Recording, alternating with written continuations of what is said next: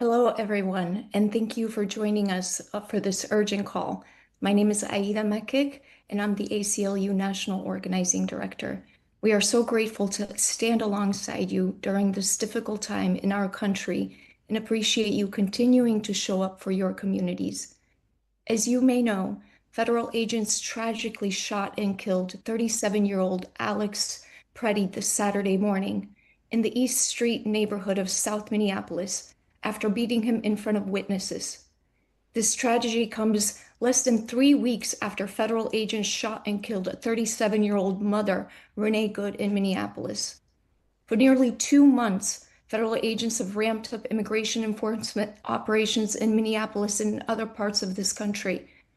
This is why many of you have protested against ICE in our communities and demanded they get out now.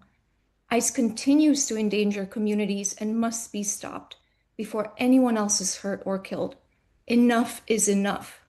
Exercising our constitutional right to document and record ICE and other federal agents is more important than ever.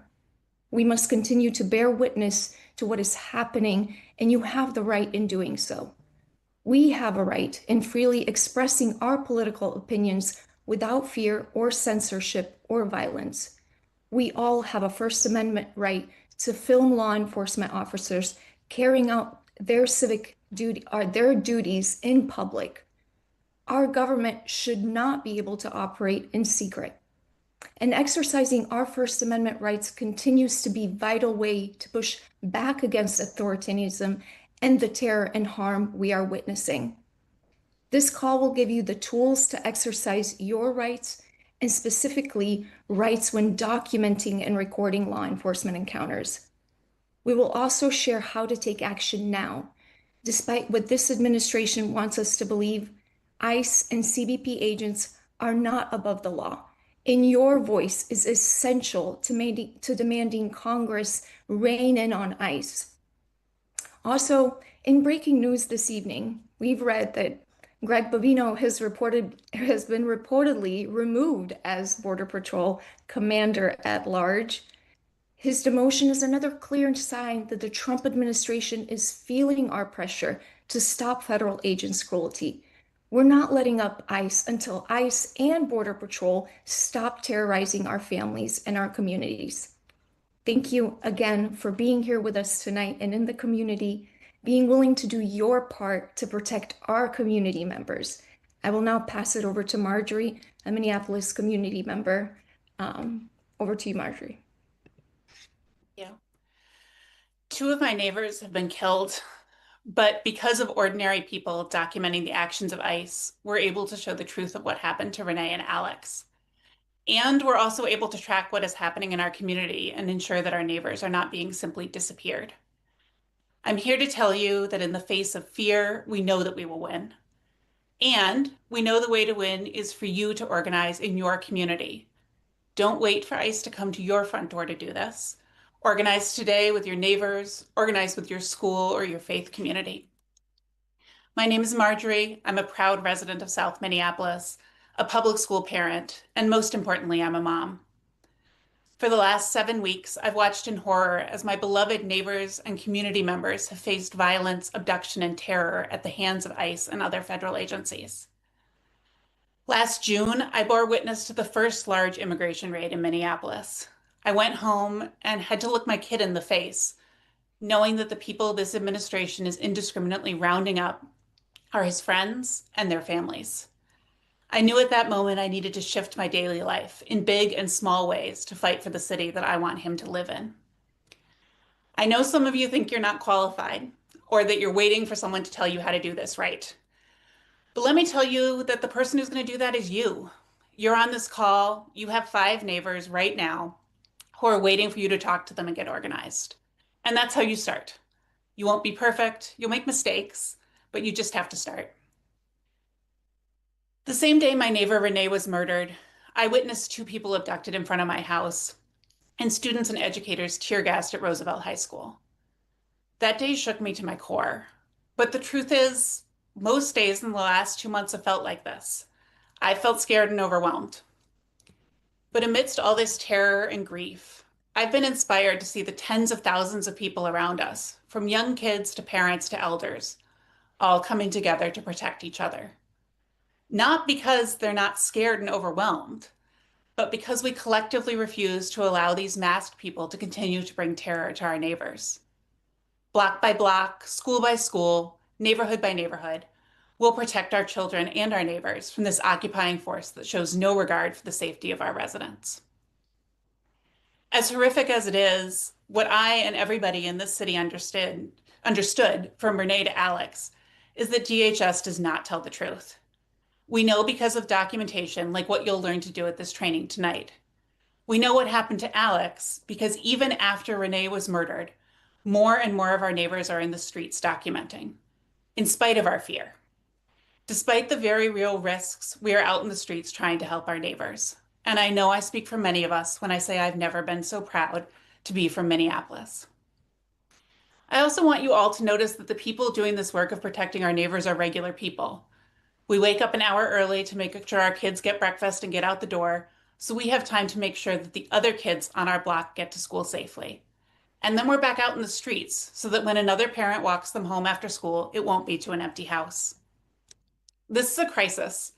We can't keep going with business as usual. We're going to be forever changed by this experience, witnessing what is possible when we look to ourselves and one another to build the world we want to live in. We're building that world right here, right now in Minneapolis. Hundreds of thousands of people, including many of you, in this call took action on January 23rd to demand ICE out of Minnesota. But our call isn't for them to go somewhere else and terrorize another community. Our call is that we need to hold to account those in charge. No matter who you are, what skills you have, or where you live, there's a role for you. There's lots of things you can do. But what I'm asking you to do is organize today, tomorrow, and the next day in your own community so that we can have a democracy that keeps our families and our neighbors safe and prosperous. Thank you for letting me talk to you, and I'm going to hand this to my friends at the ACLU for Know Your Rights training.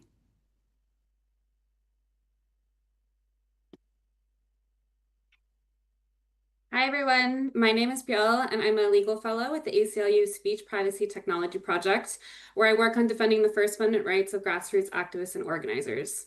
I'm honored to be here tonight with all of you to talk about your right to record immigration and law enforcement. So let's get into it. Next slide, please. So you have a right to photograph or film anything plainly visible in public, including immigration and law enforcement, so long as you're not trespassing or violating a lawful order. Recording immigration and law enforcement officers is not a crime, and they cannot arrest you for that alone. But you want to make sure not to physically interfere with an officer. The First Amendment does not protect interference or obstruction. And we'll talk more about this later, but maintaining a reasonable distance from the officers reduces their ability to falsely claim that you were interfering or obstructing while you were recording. And we also just want to note that on private property, the owner can set rules about photography or video. If an officer demands to see your phone or tries to take it from you, remember that they do need a warrant. Without a warrant, law enforcement may not confiscate or view the contents of your digital devices, nor may they delete your data. Some important limitations to keep in mind. While you do have a right to record law enforcement in public places, there are some important limitations. The First Amendment does not protect civil disobedience. Even if your motivation is law enforcement accountability or sharing immigration enforcement abuses with the public, you can still be subject to punishment for breaking otherwise valid laws. So, for example, many states have hands-free driving laws, and those laws make it illegal to have your phone in your hand while you're driving. In that case, if you're recording ICE from behind the wheel while you're driving and holding your phone, you could still be pulled over or cited for breaking that law. And remember that if you're obstructing or physically interfering with their operations, you can be arrested and punished for that, even if you were doing so to express yourself. And as a side note, since we're talking about recording, some states do have two-party consent laws that would apply in private interactions. So when you're thinking about your right to record, keep that in mind. Next slide, please. Even though you do have a right to record immigration and law enforcement in public, that doesn't mean that it doesn't still carry risks. And so we want to talk about them today. As we've seen time and time again, from LA to Minneapolis, many officers are still retaliating against people who record them. Some of them are reacting harshly to those who record their activities, including by threatening and making arrests or worse.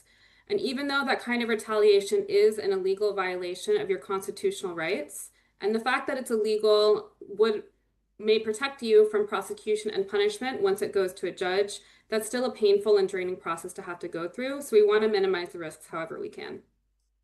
And as we've all seen, agents might respond with physical force. They might pull out their guns, they might spray chemical irritants or assault people.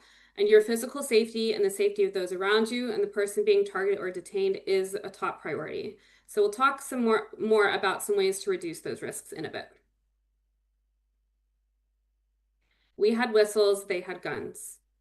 So we also want to give you a note on whistling. One increasing tactic, which was first popularized in Chicago, has been the use of whistles to warn neighbors that the danger of immigration enforcement is present in the area. When ICE or Border Patrol agents are spotted, the whistles ring out as an early, fast, decentralized warning system. And the sound of whistles brings neighbors who are willing to assume the responsibility of bearing witness out of their homes to observe and document. It also enables those who don't want to be exposed to this activity to stay away. That could include parents who prefer to shield their young children from trauma. It also includes people fearful of being targeted, harassed, or subject to unlawful stops, questioning, and excessive force, regardless of their immigration status. When whistles blow, reports are made to local immigrant rights groups, observers are alerted, and abusive enforcement tactics are less likely to go unseen, unheard, and unaccounted for. So whistles are a clear and recognizable way to signal to others nearby that help is needed and that abuses of power might be occurring, or to summon others to lawfully document and record immigration enforcement. But there are some considerations to take into account if you plan to use whistles or other forms of communication to alert others about nearby enforcement operations. Whistling in this context actually hasn't been tested in court yet, so we can't predict for certain how courts will view whistling. But what we can offer you today is an analysis drawing from general First Amendment principles regarding free speech and the right to protest. So here are some basics for you to keep in mind. You have a First Amendment right to share or report information about what law enforcement officers are doing in public and where they're doing it. You also have a First Amendment right to peacefully protest, which includes the right to express your opposition to law enforcement activity, whether that's through silence or through communication intended to be heard by people nearby. But remember, you do not have the right to interfere with or obstruct law enforcement officers from performing their duties, and you can be criminally charged for doing so. Next slide, please. Oh, no, sorry, that's the right slide. So whistles, when specifically used to interfere with enforcement operations, are not likely to be viewed by courts as a protected First Amendment right. The First Amendment does not protect an attempt to help someone evade detection if you know, or if you're acting in reckless disregard of the fact that the person in the country is in violation of immigration law. But again, because these questions are largely legally untested when it comes to whistling, the best we have to share with you is an analysis drawn from general First Amendment principles. Whistling done with the intent to alert the community to general dangers of aggressive law enforcement as it impacts all people is more likely to be viewed by courts as protected by the First Amendment. So that includes whistling to summon willing observers to come out and bear witness in the hope of deterring abuse and holding officers to account. That includes whistling to warn vulnerable and risk-averse neighbors of the threat of excessive force, harassment, and wrongful arrests, especially if they're perceived to look or sound undocumented. Whistling to alert parents who wish to shield children from the trauma. These are all situations in which we think that the First Amendment is more likely to protect this in the eyes of the court. To be clear, when we say more likely, we are saying more likely because no cases have yet tested whistling specifically in this context, so we can't predict for certain how courts will view the activity at this time. And I know this leaves a number of open questions, especially since whistling is often done with many other people who may hold different purposes in their minds, and these are legally untested waters. In addition, ordinary rules prohibiting obstruction, physical interference, and creation of safety hazards always apply, as well as local noise ordinances. So blowing a whistle will not shield you from being charged with other crimes. In considering whistling, given these uncertainties, you can also always consult additional and especially more local expert resources. And finally, whistling may antagonize law enforcement agents, and therefore you will also need to assess your own personal safety risks for yourself, separate from even risk of arrest or prosecution. Your personal level of risks there may also depend on the history of other activities or actions regarding immigrants and law enforcement, or the histories of the people with whom you're coordinating. Now, I'm going to pass it to Maribel to tell us more about ways to reduce risks while recording immigration and law enforcement.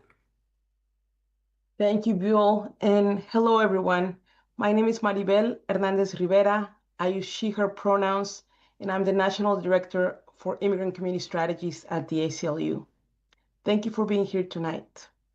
First, I want to say thank you for the work that you do. Thank you for being here. As somebody who is formerly undocumented, I'm just touched by the fact that so many people are putting their lives at risk, their safety at risk to protect our communities. I can tell you I was a teenager when I was undocumented and did not think there were people out there like you.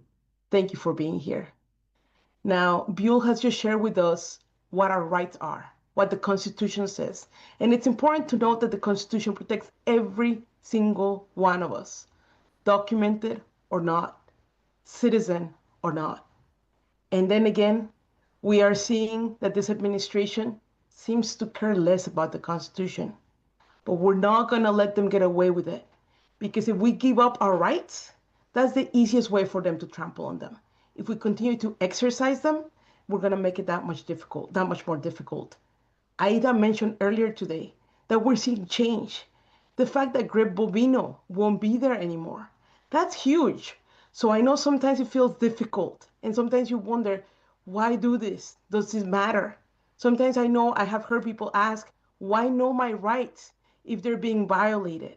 And I can tell you a few things. One, why do this? Because it does matter. Because there's some people who are very vulnerable right now who need you to speak out. One. Two, knowing our rights is important because even if they get violated, being able to document, which is what we're talking about today, it's important so we're able to challenge violations in court. And three, when we're talking about documentation, that is how we change, that's how we show the abuses of power. That's how we change the conversation. We're seeing more and more people right now saying, enough is enough, not on my watch. Why? Because people like you are documenting and recording. So we talked to you about your risks, the rights. Let's talk about the risks because those are very real, right? We are seeing it. And we are seeing that even if we know our rights, there might be violations. So let's be ready for this. Our top concern for you all is your safety and de-escalation. And again, we can tell you ways to prevent or minimize risk, but we can't eliminate it, unfortunately, at this moment. But nevertheless, let's keep this in mind. One of the ways to mitigate risk is by maintaining our distance. And some people may ask, well, what is safe distance? Well, I can tell you, one of the rules of thumb is if the officer has to walk towards you because you're at that distance, that's a good rule of thumb of safe distance. So keep in mind maintaining your distance. Another one, avoid sudden movements and remain calm. One of the things that officers often rely upon, they're like, well, I had reasonable cause to believe that Maribel was going to do X because she all of a sudden did Y. So if we remain calm, if we avoid sudden movements, we give them less of a reason to say that they believed that something bad was about to happen. As Buell mentioned, there are laws in certain places where you can't be using your hands and holding other things while driving. So one of the things that you can keep in mind is, well, are there alternatives? There definitely are. The passenger can record. There are also some people who are now using dash cams. So again, being aware of what excuse can they use to come after you is something to think about. Keeping our hands open and visible is really important. following instructions. I know sometimes it's really hard because we hear the instructions, we believe those instructions are not lawful, we believe that what they're doing is wrong, and it can be, and that could be the case. But let's again, talk about right now mitigating risks, de-escalating, and keeping safe. So let's make sure that if we want to do that, the best thing to do is follow the instructions, and we can always challenge them in the court of law. We can always record what happened. We can always document for later. But in the moment, it's just best to follow those instructions. And as you're following them, and if you're recording, record yourself complying, right? So if the officer says back away, you can say, okay, officer, and then you can record yourself backing away. So you can continue to record if you feel comfortable, and at the same time, make sure that it is recorded that you actually did comply with the instructions. And then Buell mentioned not resisting, not obstructing. Now, again, I want to emphasize that many of these things people do, and then again, things get out of control. So this is not, I'm not saying that this will definitely take away any risk, but these are some tips that we can use. Now, I want to move us towards a role play because I know that it's always helpful to practice because when we are like actually in the action, it's hard to remember what we learned. So it's always better to practice right now. So I'm going to ask Buell to come on camera so that we can both do a role play. And let me set the scene for this role play. First, I want to thank the Midnight Special Law Collective because they created these role plays. And these role plays are about an observer who is documenting an arrest and is trying to record what's happening. But what they're doing, and they're doing it behind a law enforcement officer. Buell is going to be the observer. I'm going to be the law enforcement officer. And in the first scenario, Buell's going to take an approach where she is right on my face. And then in the second scenario, she'll take a different approach. Feel free to write in the chat what you're seeing, the different approaches that you're seeing, and why you think that might be the case. So Buell, you ready? Great. I see you there. So let's do it. Action. Hey, back away. I have a First Amendment right to film ICE. I said back away. I have a right to document you. Hey, that's my phone. I was recording with that. Well, now take notes. Scene. So that was one approach to our observer recording what was happening. Let's take a different approach and see what that looks like. In this approach, you will see how Buell behaves. Buell, you ready? I'm ready. All right. Hey, back away. I'm backing away, officer. I told you to back away. I'm backing away, officer. Scene. Thank you, Buell. Buell, can you share with us? I know our audience is participating in the chat and telling us what the differences are, but from your perspective, what were those differences?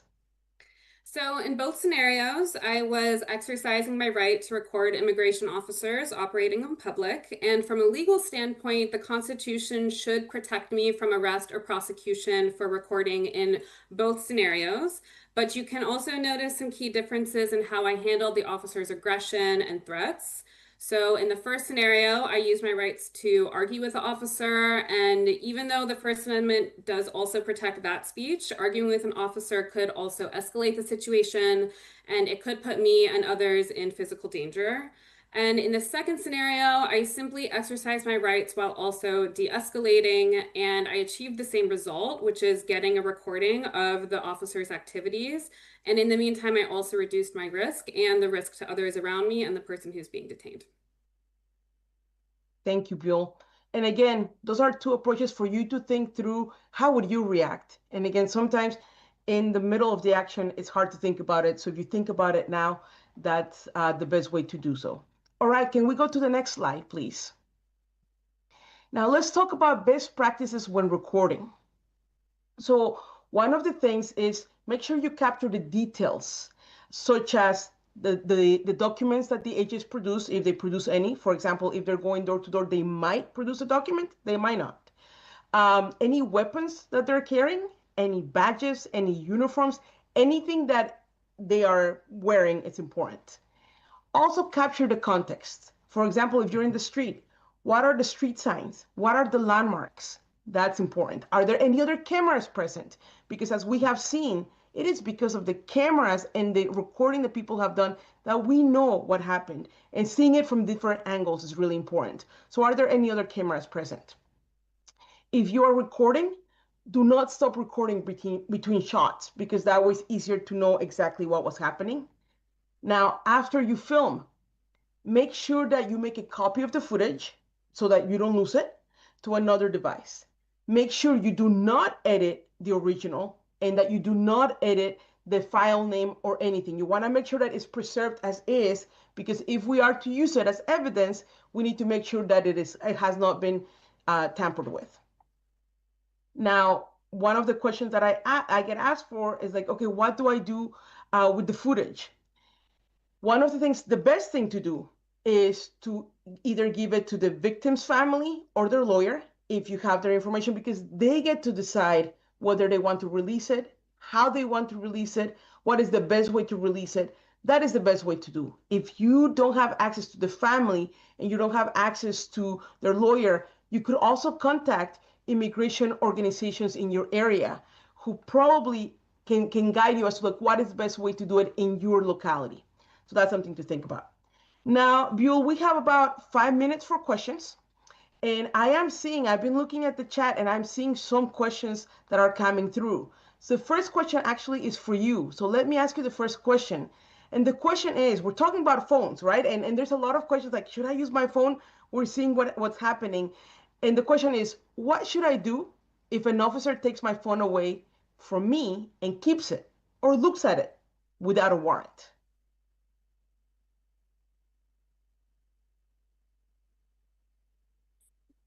So if an officer takes your phone away or looks at it without a warrant, then you should immediately make a detailed record of the incident. You should write down exactly what happened. You should write down the officer's badge number if you have it, the number of their patrol car, and you should also collect the contact information of anybody else who was around you and witnessed it. And especially if they also have video documentation of the incident, you'll also want to collect that. And then we recommend reporting it to a legal team that you're working with if you have one, or otherwise you can reach out to your local ACLU to share what happened. And that way we can vindicate your rights from there. Thank you, Bill. And speaking of warrants, we're getting a lot of questions because in recent days, there was this reporting about how ICE and this administration has now told ICE, you know what? You don't need a judicial warrant to enter somebody's home. You can actually use an administrative warrant. So we're getting a lot of those questions. And the question is, has that changed? Bill, do you want to take it first? And I can add? I'm going to let you go ahead with that one. You got it. Well, so I think this is really important. The Constitution has not changed. The law has not changed. Because this administration says so, it doesn't mean that it's so. So in the case of a judicial warrant, let's just be clear. The Fourth Amendment requires that any government official has a judicial warrant, and that is another question that we got. What is a judicial warrant? It's a warrant signed by a judge. It is issued by a court. It has to be valid. It has to have the date that is valid, and it has to clearly state what they're searching for or who they're looking for. Those are the requirements under the Constitution, which again protects every single one of those. That has not changed. So yes, in recent days, we have heard reports that this administration is now telling its officers, it's okay, you don't need a judicial warrant. You can just enter into somebody's home. I can tell you that the law has not changed. And so here's where we know our rights and our risks. The right is you have the right to not consent to people to come into your home unless they have a judicial warrant. They do not have the right to enter your home unless they have a judicial warrant.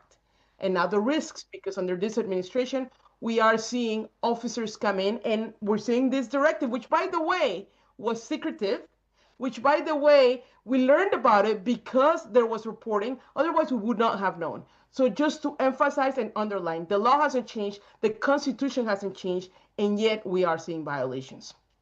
Buell, we have a question for you here, and it says, What happens if law enforcement demands your phone and threatens you with arrest if you don't hand it over?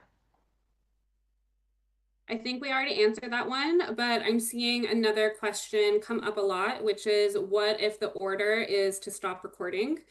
And if officers are telling you to stop recording, again, every circuit court who has looked at this question has agreed that you do have a First Amendment right to record law enforcement operations in public. So we believe that the First Amendment does protect this activity and that they cannot lawfully tell you to stop recording or retaliate against you for doing so. They need to suspect you and have probable cause for you actually committing a crime, and it's not a crime to record law enforcement. So at that point, it's really up to you and your risk assessment if you want to continue to record, knowing that it should be protected while also weighing that against the awareness that many people's rights are being violated right now. And there's always some risk of, retaliation, whether that's physically or with arrest. So something for you to weigh for yourself. Thank you, Buell. Also, we're seeing a lot of the question as to whether the slides will be available. And I should tell you this presentation is being recorded and you will be receiving the recording with the slides. I also should know that if you go to the aclu.org in our Know Your Rights section, we have all of this information where you can get it. And there was a question, in fact, as I want more information so that I can provide that information to my community, so we can do that. I'm seeing a question that, again, somebody saying, I'm a naturalized citizen. Should I consider carrying my passport with me? Should I make a copy? I am worried that if I carry it and I get stopped, they might take it away. And if I don't know, and I don't know what would happen, should I carry a copy? So, again, let's go back to the law. The law in the United States does not require anybody to carry proof of citizenship. That's the law. And however, some people who look like me, who speak like me, we are now choosing to carry something just in case violations happen, right? So some people are choosing to carry their passport. There's also a passport card that some people are choosing to carry. Other people, what they're choosing to do is they're making sure that their family and their loved ones know where to obtain that documentation in case it's needed. Because the reality is that we have seen US citizens be picked up and detained by this administration, even when they're saying I'm a US citizen, even when they're saying I'm a US veteran, even when they're showing documents, right?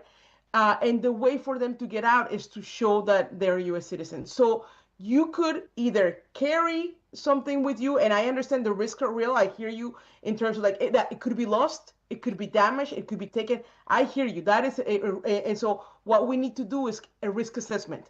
What makes you feel more comfortable? You could carry a copy and then keep the original at home and make sure that your emergency contact knows where to find it. Either your passport, your birth certificate, your naturalization certificate. Those are some choices. Buell, do you see another question coming your way?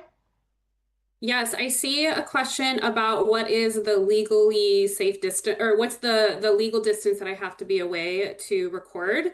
And there's no bright line legally for what that distance needs to be. So unless you live in a state that might have a specific law that officers could invoke telling you to back up a certain distance. But for those of you who live in states without those laws, you will just assess for yourself what is reasonable. And also you might want to take cues from the officer. And remember that a good rule of thumb would be that you want to be enough steps away from the officer that they would have to affirmatively walk towards you to be in physical contact with you. So you want the officer to have to actually come towards you in order to contact you. And that's going to reduce the chance that they claim that you are interfering. And you also want to make sure that you're not blocking anyone from entering or exiting the area. So these are some good guidelines. And overall, something you also want to check out with your local experts as well. Thank you, Buell. Well, that is all the time we have for questions because we have more programming for you. We have amazing speakers who are in the front lines doing the work of protecting our communities.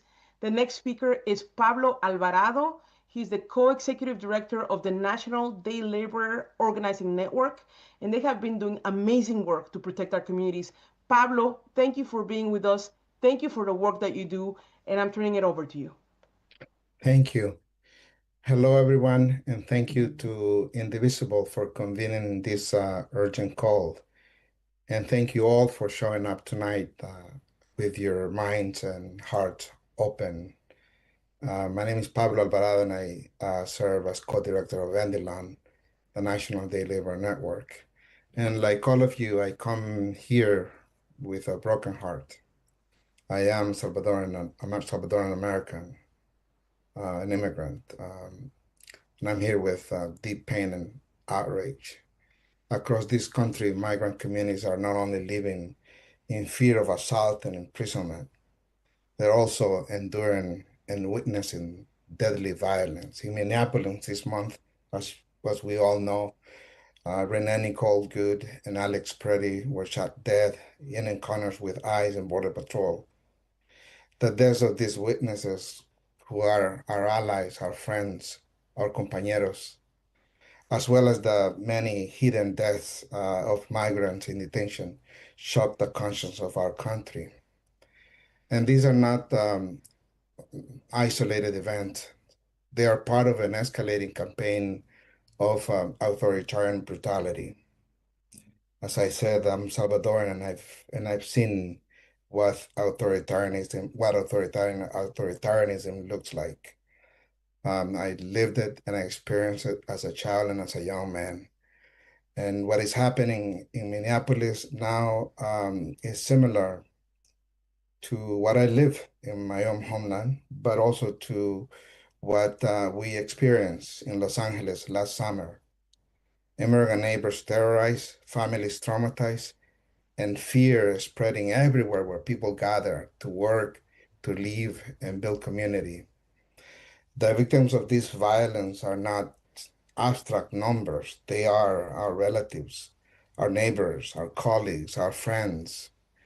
With each life lost, the anguish hits family homes, places of worship, workplaces, school playgrounds, and we cannot look away.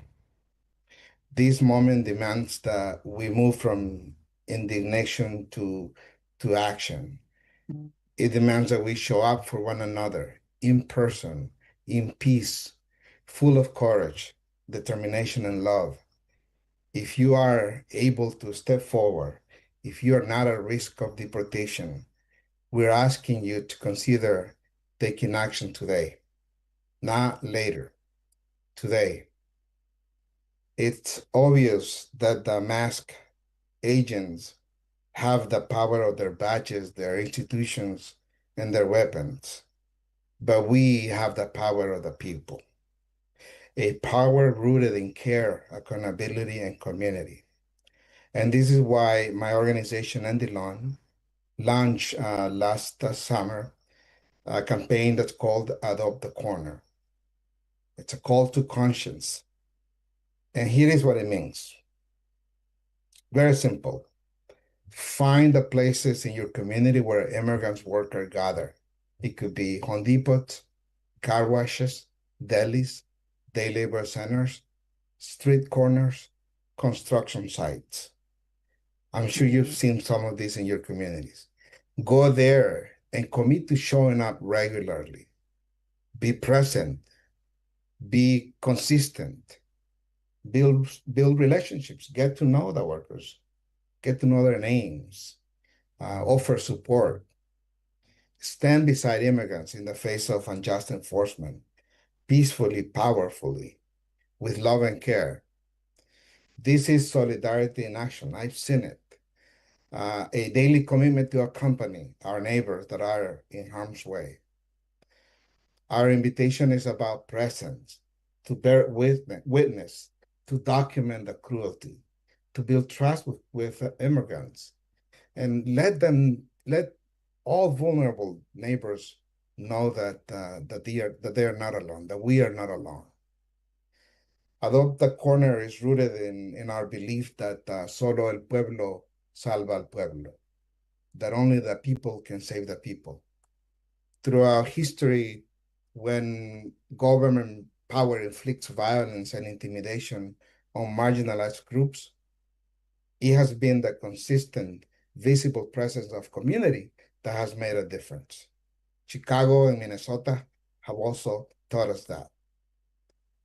Studies and lived experience tell us that when people are seen, when there are eyes, relationships, care, accountability, enforcement actions, unjust enforcement actions lose some of their power to divide and terrorize.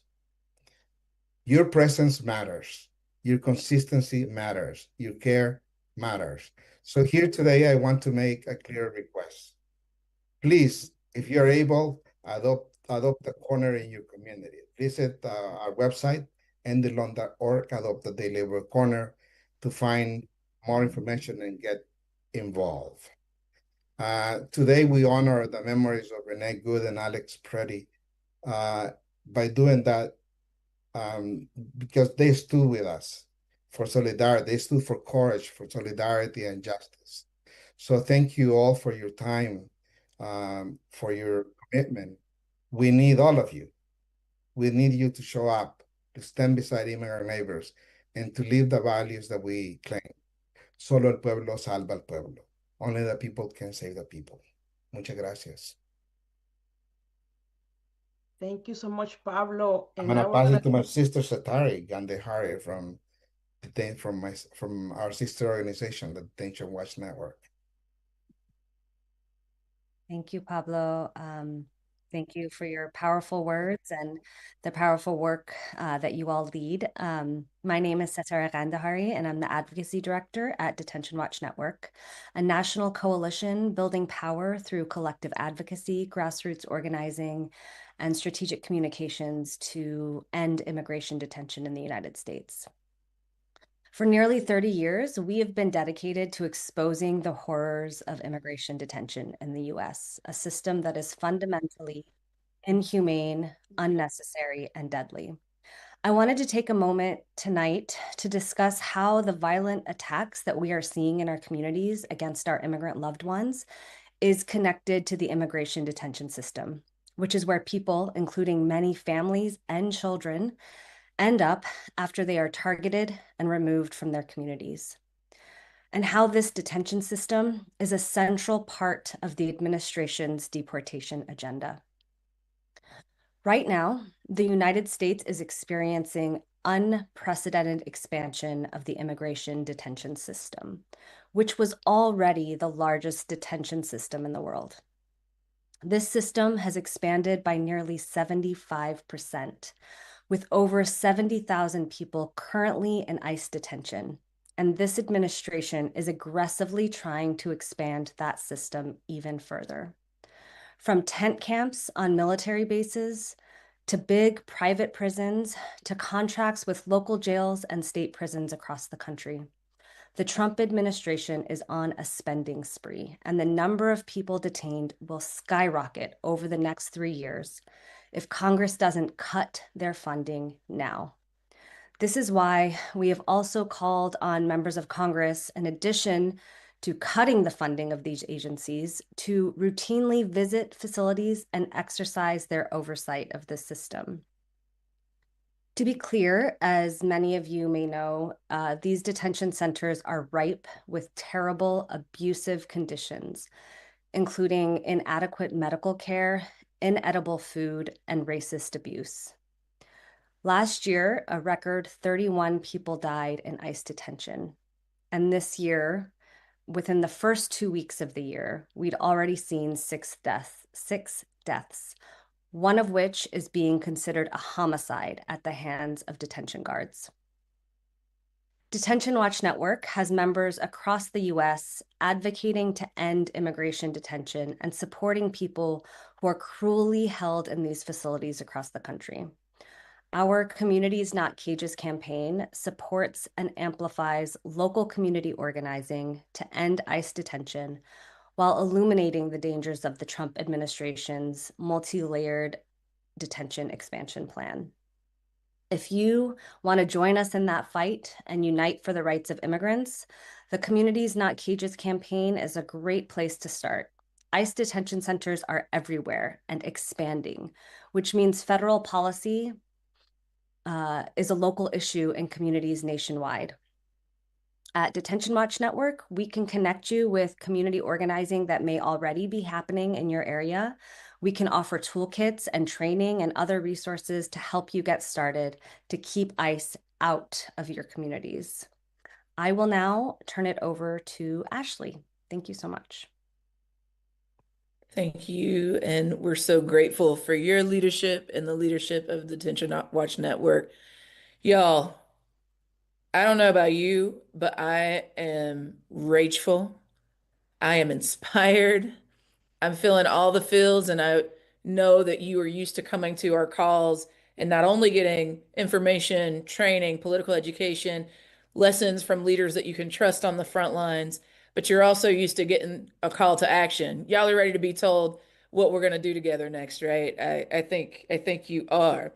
But before we get to it, again, I just have to show some love to the ACLU, to Indalon, the National Day Labor Organizing Network, to Detention Watch Network, to Indivisible. I know we've got some Indivisible fam on the call tonight, and to the whole of the No Kings Coalition. Also want to shout out ACT TV for making tonight's call possible. Y'all, this country and all of our neighbors in it and all of our neighbors around the world are absolutely disgusted and horrified by abuses committed using hundreds of millions of our taxpayer dollars. According to a recent survey from Data for Progress, 55% of voters think that any increased funding for immigration enforcement agencies is a bad use of taxpayer money. Again, 55% of voters. The New York Times polling released on Friday, meanwhile, found that 61% of people believe ICE's tactics have gone too far. Voters who watched yet another one of our neighbors be shot down in the middle of a Minneapolis street in broad daylight are looking to Congress to rein in ICE and hold them accountable for their actions. And senators currently hold the fate of ICE and Border Patrol funding in their very hands. This week, the Senate is meeting to vote on 6 government funding bills ahead of a January 30th government shutdown deadline. If Congress now renews the ICE budget with no strings attached, it will become complicit in the violence, the violations of rights, and chaos ICE is fomenting every single minute of every single day. This is the moment, my friends, to call your senator and tell them to do the right thing. And you might be like, Ash, you always telling me to call my senator. But yeah, I'm telling you to call your senator. I want you to follow the link that we're posting. You can see it right below my face, I believe. And I want you to call. You'll get connected directly to your senator's office if you click that link. And when you're connected, this is what I want you to do. I want you to tell them your name. Let them know that you are their constituent. Give them your city or your zip code. And tell them that you want them to refuse to fund the Department of Homeland Security, DHS, without real limits and accountability for ICE and CBP, ICE and Customs and Border Patrol. If no one answers, it's okay. Still call, leave a voicemail. And I also want you to sign our petition calling on Congress to end these reckless immigration raids that are literally destroying families and communities, and oppose any bill that would further expand ICE's already massive budget. Y'all, I see you in the chat dropping other calls to action. I see you. There's so much that can be done. These are 2 concrete things that you can do tonight. And if you've already done it, you can do it again. And if you've already done it twice, then you can ask a few of your friends to come and do it with you. Right? If you are focused on other actions, you can keep sharing them. I see the ICE Out for Good and other things in the chat. I see you. Thank you again for taking the time to join this call, not regarding it robbery, to come together across difference, to be here learning together and making a commitment to take action together tonight, to learn about your rights and be willing to do your part to protect communities from the horrible, horrible harms that ICE is creating for our people. Your voice and actions matter. When we turn intimidation into momentum, y'all, we change what is possible. We make the impossible possible. While it can feel daunting, scary, overwhelming to speak out in the face of threats, Other nonviolent movements have shown us that when we show up and we come together across our differences and we're bigger than the sum of our parts, we can keep each other safe and we can protect each other while we exercise our rights. We hope the information we provided on documenting and recording law enforcement encounters is helpful as you continue to support your communities. I personally, and I think every single speaker on this call, share your outrage in this moment. Share your grief. Share your concern. And I want to commend you for your bravery and continuing to take action despite all the odds. As was just shared, Congress must also do their part to stop ICE from harming our communities and to keep us safe. Your outreach to them is essential. It is critical. It is necessary for them to do the right thing.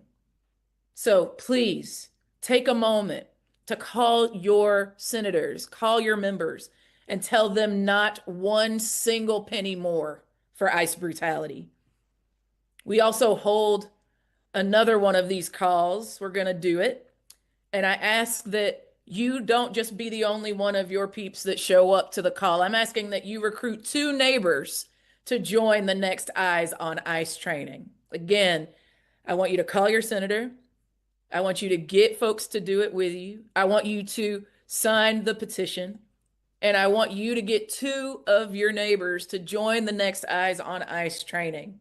Y'all, we're going to continue to stay in touch. We're going to continue to stay connected, and we're going to continue to share information on what is happening across the country to our people in ways that you can take meaningful action to make a change and build the kind of world that we've always deserved, where we have healthy, sustainable, and equitable communities for all of our people.